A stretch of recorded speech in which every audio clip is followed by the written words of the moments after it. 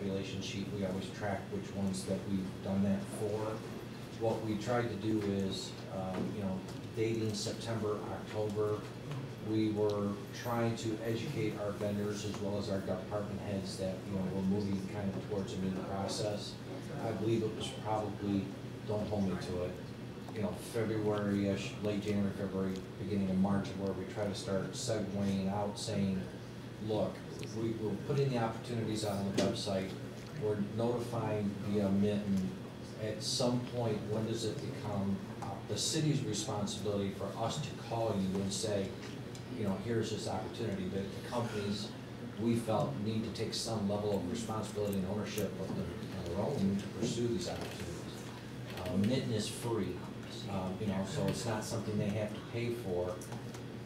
Once again, if that's not the will of the council, we'll follow through whatever you want, but for every bid we go through, if you want us to seek out every 101 business that meets that classification, business classification, and notify them in writing, we'll be happy to implement that if that's what we feel we should be doing. Again, I won't speak to Councilman Dilo, but I think from my perspective, certainly trying to embrace the local vendors at some level would be a plus for us and them.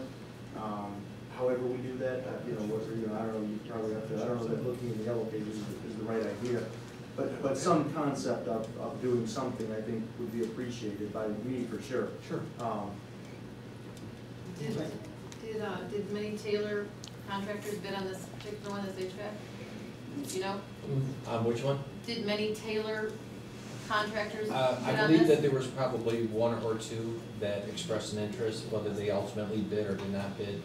For example, one that I personally found rather surprising was when we did the atrium, the glass remember how it used to leak and so on. Lee's Glass participated all the way through the pre-bid meetings, went on the tours, and then ultimately at the end of the day, for some reason, decided not to submit a bid. But you know, we do reach out to those Taylor businesses and try to identify those opportunities. But once again, we now have vendor registration in advance where we try to get their phone numbers, their fax numbers, their emails.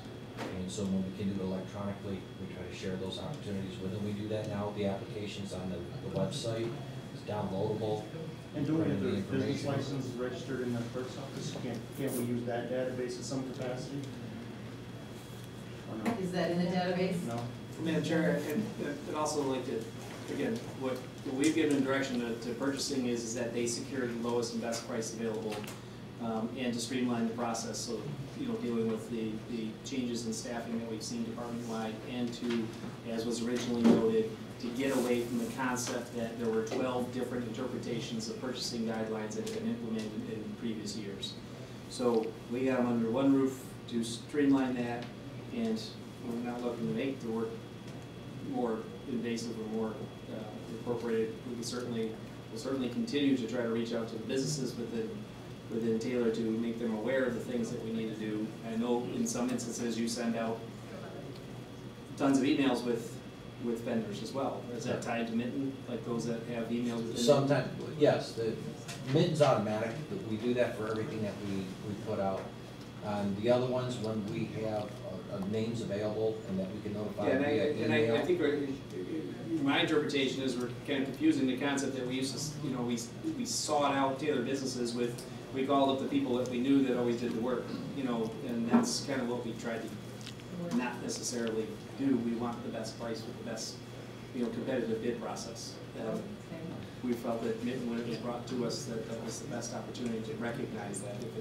If it's not, we're not getting the bids because of location, because of the amount or the volume of work that might not be there for some, then we continue to evaluate that process. The property maintenance one, we probably had a dozen organizations represented, and I believe at least 3 were Taylor-based property maintenance organizations. If I could too, and I don't know if Guido would know this answer, or you, Rocky, the 3 in here.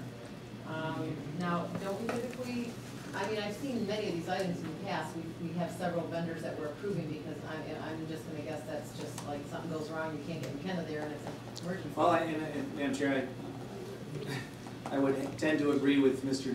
Dilo on that one. I had recommended and requested with Mr. Alzazi, that we just, let's find the best price and deal with it. The problem was that Mr. Alzazi and to Eric and Guido all said, and I think I said this last time when it was brought up, there's so many different buildings and different pieces of equipment, there's no telling whether or not the vendor has experience with that particular piece or whether they're the best price. So in this instance, what Rocky was requesting was the opportunity that you could still have three vendors, the three vendors look at this and tell you what it's gonna cost them to do something, but you've already got them as kind of your preferred vendor on this instance, so then you take the best out of the three that the council has approved as a preferred vendor, versus having one and then having them kind of overcharge because, well, it took them twice as long because they weren't really familiar with that piece of equipment and they didn't know what parts they needed. The goal, and I agree with the concept of council saying we do it for a year, the goal is to try to get that specific breakdown of all pieces of equipment, all serial numbers, all codes related to all pieces of equipment, so if something goes, we have it at our fingertips. And that could be a project, in itself, and I think that that's reflective of some of, I don't even know if they've been tracking all of those parts that McKenna's been doing with some of the maintenance on the heating and HVAC system now, but. Well, availability becomes an issue as well. I mean, if you only have one and one's not available, then you're in no better position of having zero. I mean, that's really more than one. Right, yes, with so many buildings and so many situations, but can you tell a little bit about, this instance that came up about the shooting range? Sure. That was interesting. I got a call. But she's here. Joe and John Beasley, I think it's John Beasley's the son that runs the shooting range and the indoor range for you guys, and he takes care of everything. He called and he went in there and he couldn't get the system to turn on. It was making a horrible noise when it came on. So he couldn't have the auxiliary in there. He couldn't have the NRA shooting meets that they had scheduled for that day and that weekend. So we went and looked at it. It was beyond us. It was a motor that actually opened the dampers, brought the outside air in, and could vent the room. And if you're familiar with shooting guns, there's lead and things like that, so you can't discharge firearms to all people in there if the system's not working.